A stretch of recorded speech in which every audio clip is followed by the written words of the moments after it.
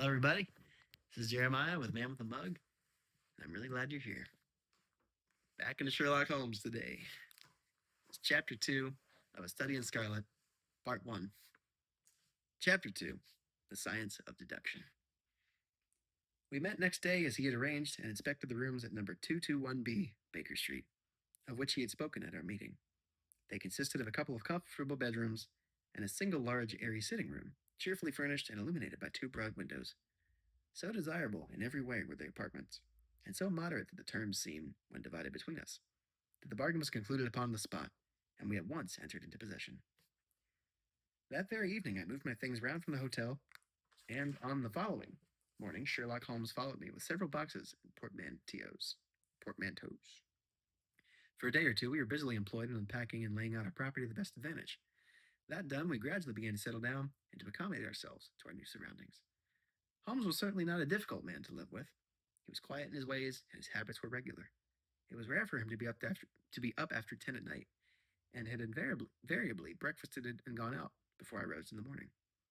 Sometimes he spent his day at the chemical laboratory, sometimes in the dissecting rooms, and he spent his day at the chemical and whoops, I read the line over again, and occasionally in long walks, which appeared to take him into the lowest portions of the city. Nothing could exceed his energy when the working fit was upon him, but now and again a reaction would seize him, and for days on end he would lie upon the sofa in the sitting room, hardly uttering a word or moving a muscle from morning to night. On these occasions I had noticed such a dreamy, vacant expression in his eyes that I might have suspected him of being addicted to the use of some narcotic, had not the temperance and cleanliness of his whole life forbidden such a notion. As the weeks went by, my interest in him and my curiosity as to his aims in life gradually deepened and increased.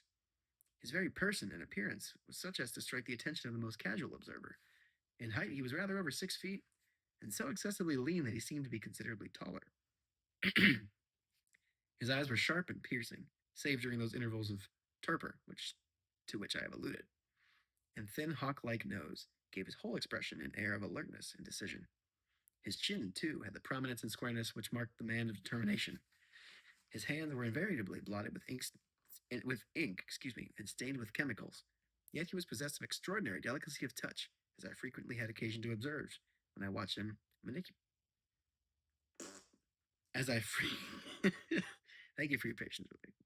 As I frequently had occasion to observe when I watched him manipulating his fragile philosophical instruments. The reader may set me down as a hopeless busybody when I confess how much this man stimulated my curiosity, and how often I endeavored to break through the reticence which he showed on all that concerned himself. Concerned himself. Before pronouncing judgment, however, be it remembered how objectless. Before pronouncing judgment, however, be it remembered how objectless was my life, and how little there was to engage my attention. My health forbade me from venturing out unless the weather was exceptionally genial, and I had no friends who would call upon me and break the monotony of my daily existence. Under these circumstances, I eagerly hailed the little mystery which hung around my companion, and spent much of my time in endeavoring to unravel it. He was not studying medicine. He had himself, in reply to a question, confirmed Stanford's opinion on that point. Neither did he appear to have pursued any course of reading which might fit him for a degree in science or any other recognized portal which would have given him an entrance into the learned world. Yet his zeal for extraordinarily ample. Well, I skipped a line. Sorry. I'm also watching my toddler on the baby monitor over there. I'm actually kind of surprised he's not asleep yet. He's usually asleep by this time, but I'll give him a couple more minutes. Neither did he appear to have pursued any course of reading which might fit him for a degree in science or any other recognized portal which would give him an entrance into the learned world. Yet his zeal for certain studies was remarkable, and within eccentric limits his knowledge was so extraordinarily ample and minute that his observations had fairly astounded me. Surely no man would work so hard or attain such precise information unless he had some definite end in view. Desultory readers are seldom remarkable for this exactness of their learning. No man burdens his mind with small matters unless he has some very good reason for doing so. His ignorance was as remarkable as his knowledge. Of contemporary literature, I think I need to slow down my pace. I'm stumbling over my words this episode. I'm just so excited about Sherlock Holmes. And I'm also watching my baby on the monitor to make sure he's asleep. So my attentions are divided. Anyway, I'm starting that paragraph over. His ignorance was as remarkable as his knowledge. Of contemporary literature, philosophy, and politics, he appeared to know next to nothing. Upon my quoting Thomas Carlyle, he inquired in the naivest way who he might be and what he had done. My surprise reached a climax, however, when I found incidentally that he was ignorant of the Copernican theory and of the composition of the solar system. That any civilized being in this 19th century should not be aware that the Earth traveled around the sun appeared to me to be such an extraordinary fact that I could hardly realize it. You appear to be astonished, he said, smiling at my expression of surprise. Now do I know it. Now that I do know it, I shall do my best to forget it. To forget it! You see, he explained, I consider that a man's brain originally is like a little empty attic, and you have to stock it with such furniture as you choose. A fool takes in all the lumber of every sort that he comes across, so that the knowledge which might be useful to him gets crowded out, or at best is jumbled up with a lot of other things, so that he has a difficulty in laying his hands upon it. Now the skillful workman is very careful indeed as to what he takes into his brain attic. He will have nothing but the tools which may help him in doing his work, but of these he has a um, large assortment, and all in the most perfect order. It is a mistake to think that that little room has elastic walls and can distend to any extent. Depend upon it, there comes a time when every addition of knowledge you forget something that you knew before. It is of the highest importance, therefore, not to have useless facts elbowing out the useful ones. But the solar system, I protested. What the deuce is it to me? He interrupted impatiently. You say that we go around the sun. If we went around the moon, it would not make a pennyworth of difference to me or to my work.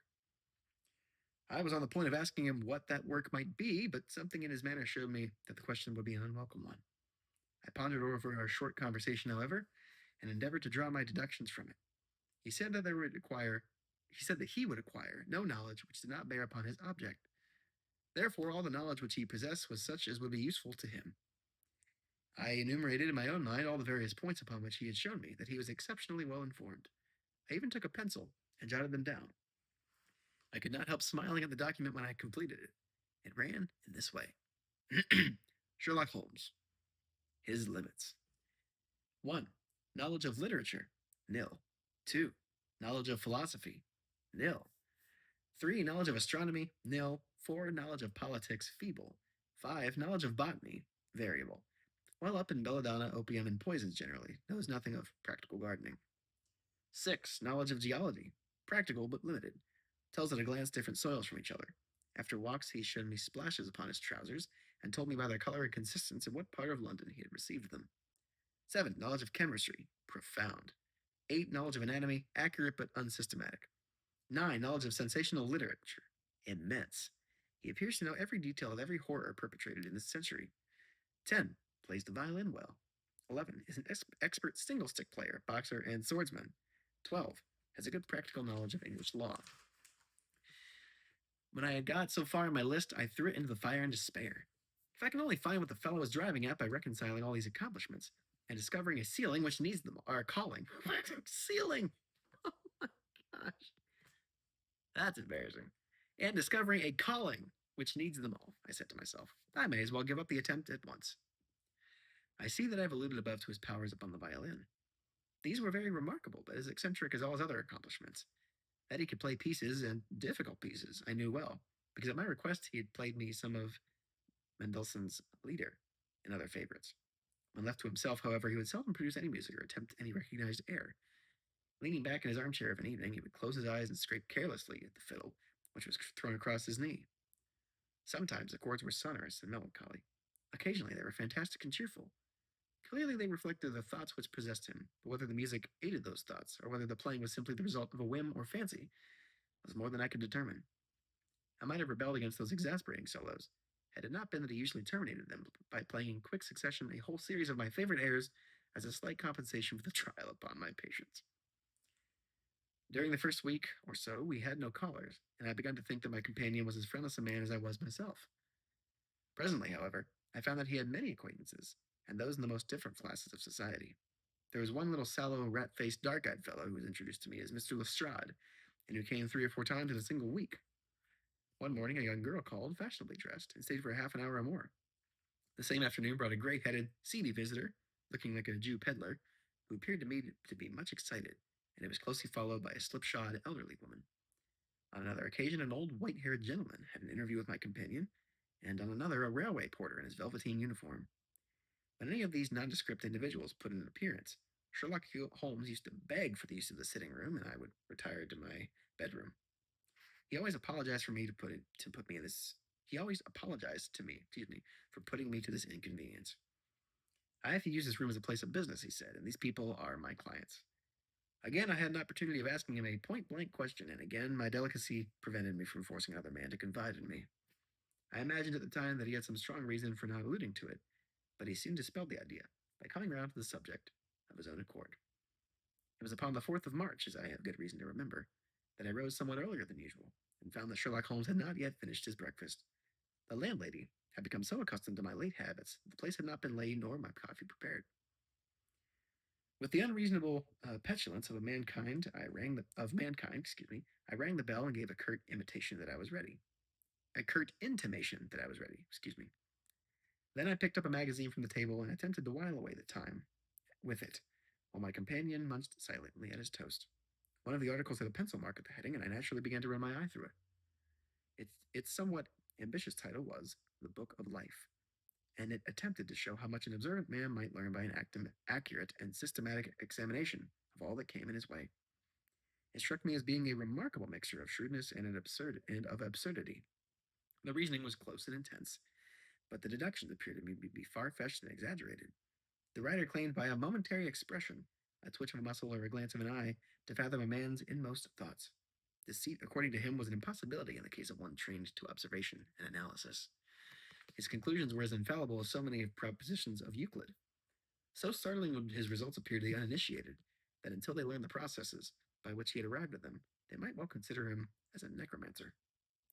From a drop of water, said the writer, a logician could infer the possibility of an Atlantic or a Niagara without having seen or heard of one or the other.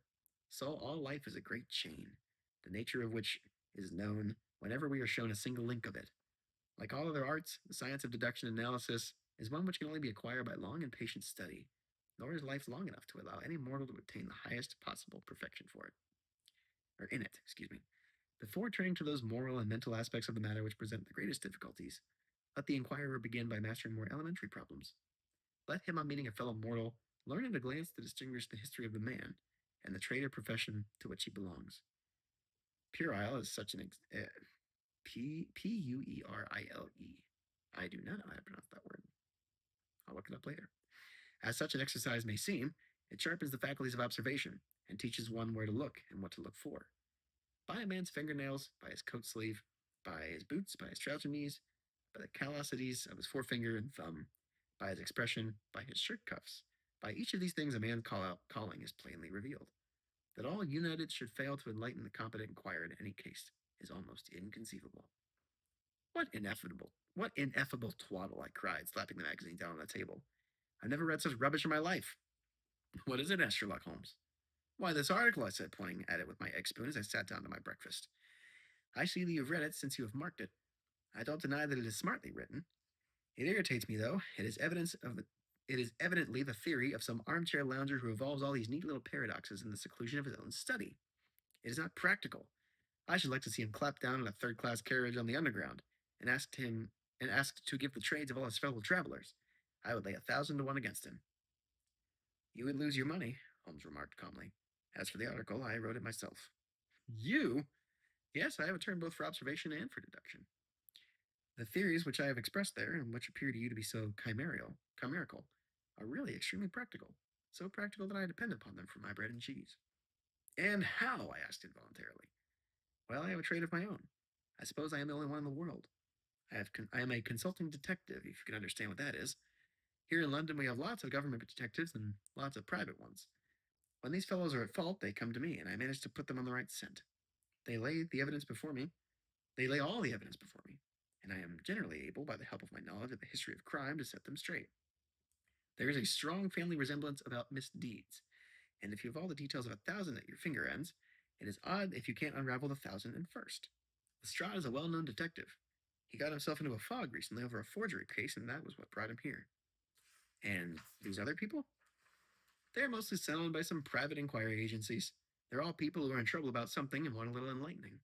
I listen to their story, they listen to my comments, and then I pocket my fee. But do you mean to say, I said, that without leaving your room you can unravel some knot which other men can make nothing of, while they have seen every detail for themselves? Quite so. I have a kind of intuition that way. Now and again a case turns up which is a little more complex, and then I have to bustle out and see things with my own eyes. You see, I have a lot of special knowledge which I apply to the problem, and which facilitates matters wonderfully. Those rules of deduction laid down in that article, which arouse your scorn, are invaluable to me in practical work. Observation with me is second nature. You appear to be surprised when I told you on our first meeting that you had come from Afghanistan. You were told, no doubt. Nothing of the sort.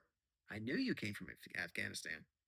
From long habit, the train of thoughts ran so swiftly through my mind that I arrived at the conclusion without being conscious of intermediate steps. There were such steps, however. The train of reasoning ran. Here is a gentleman of a medical type, but with the air of a military man. Clearly, an army doctor, then. He had just come from the tropics, for his face is dark, and that is not the natural tint of his skin, for his wrists are fair. He has undergone hardship and sickness, as his haggard face says clearly. His left arm has been injured. He holds it in a stiff and unnatural manner. Where in the tropics could an English army doctor have seen that much hardship and got his arm wounded? Clearly, in Afghanistan. The whole train of thought did not occupy a second. I then remarked that you came from Afghanistan, and you were astonished. It is simple enough as you explain it, I said, smiling. You remind me of Edgar Allan Poe's Dupin.